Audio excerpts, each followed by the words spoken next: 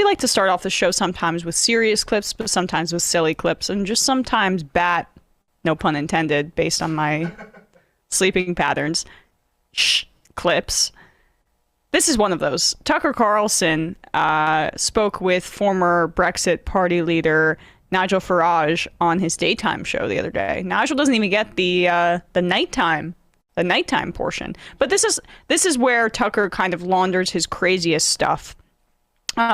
Also, you know, you'll see guests that he doesn't feel are primetime guests, but have the ability to heighten the insanity level of the conversation, and so he'll plug this Fox Nation show on his nighttime show, and he's able to maintain, I don't even know what respectability he might have, but just trust me, the even crazier stuff is said on this daytime show. Yeah, it's Tucker's True Heart. It's where he has like Charles Murray on and stuff like that. Right. And so here he is with Nigel Farage talking about Prime Minister of the UK, Boris Johnson, and basically critiquing him on COVID from the right. And Tucker has a interesting theory on why Boris Johnson isn't living up to his own COVID denying standards. Leadership quality. Yes. We're going to go and climb that hill.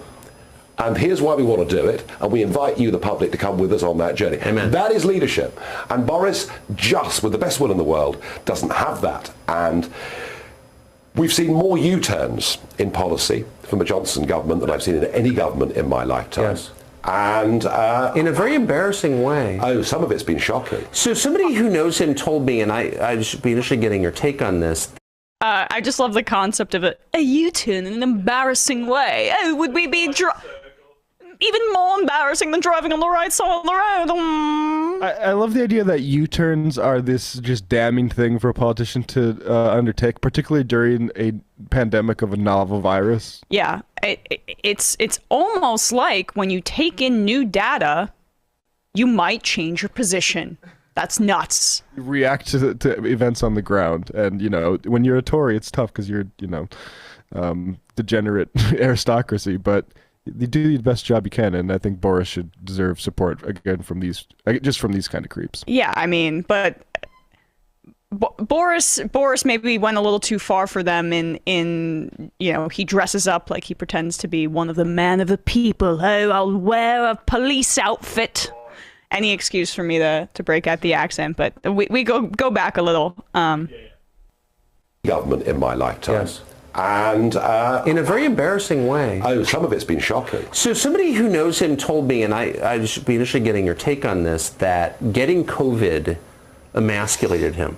It changed him. It feminized him. It weakened him as a man. Do you think that's... Well, I think he was very seriously ill. Oh, for sure he was. And I mean, one of the things we have learned from COVID is people who are 50, 60, 70, 80 pounds overweight tend to have fared very badly. Sure. Now, we don't talk about it But much. the virus itself, this is true, does tend to take away the life force in some people, I notice. I mean, it does feminize people.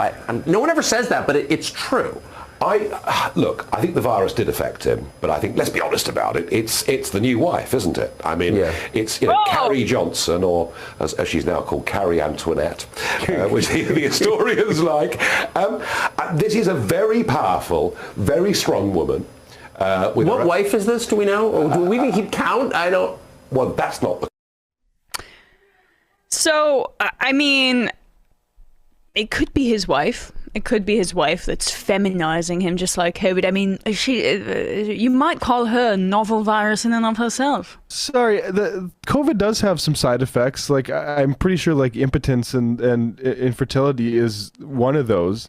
And there's a fear that men are going to do the long COVID. We don't know, since, sorry to cut you off, but we don't know, since it's a novel virus, there is a fear that the sperm count is going to be irreparably lowered. Yeah, like that's an important reason to get vaccinated, actually, if you know, for like future family planning purposes, if you're a male.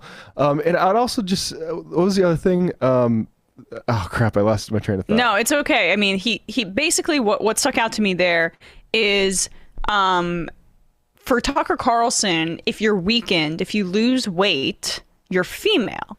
life force is what he described as what is taken from you when you get COVID, while the entire time Tucker Carlson is saying, I'm not telling you not to get vaccinated, but here's why it would be incredibly dangerous for you to get vaccinated. Put that aside. Like, the idea, people are pointing out the absurdity of these comments, of course, but there is the underlying homophobia and sexism in it is unbelievable. Well, life force is inherently male, so life is, to Tucker Carlson, I mean, he said the term life force is a male enterprise. He's recoding the symptoms of getting this virus in this homophobic and misogynistic way, right? Like long COVID symptoms where you feel, I don't know if people don't know people with long COVID, but I was talking to people around Thanksgiving. My mom knows 3 people that have long COVID, and they just mentally, they're in a fog. Like, that's not something I associate with femininity. Yeah. That's some neurological thing happening because you had a crazy virus attack your nervous system. But you don't associate it with femininity because you are not I guess I don't. Brazen sexist. I mean, the people that are active, the people that are making things happen, that's inherently male to somebody like Tucker Carlson. And even Farage was trying to steer the conversation away from COVID is feminizing you. And then let's also be clear. This fits perfectly in what Tucker Carlson has been trying to say for such a long time, that the United States, it doesn't fit because it doesn't make any goddamn sense. But Tucker's other, big project has been the United States is becoming feminized. Men can't be men anymore. This was him, right? About the Chinese, the Chinese military. They don't have any confusion about who's a man and who's not, and they're going to be taking over the country because of this. So, he ties in, nationalism with his concept of masculinity, with but it's also contradictory because apparently it was supposed to just be the flu. And you were supposed to be able to get over it. And they were all cheering Trump on for essentially getting COVID and saying that it wasn't that big of a deal. I guess, Trump's almost a woman. Yeah. Ella, when I had swine flu back in the day, I did really get in touch with my feminine side over that weekend. So. Did you paint your nails? Yeah, paint my nails, watch some Sex and the City. But there could be something to it. I accidentally got spoiled. Somebody shared a meme, and it's like the new Sex and the City just came out. Please don't share memes with spoilers in it. All right, we are going to take a quick break, and when we come back, we are going to be joined by Matthew Stewart, author of the 9.9%, the new aristocracy that is entrenching inequality and warping our culture. Quick break. Be right back.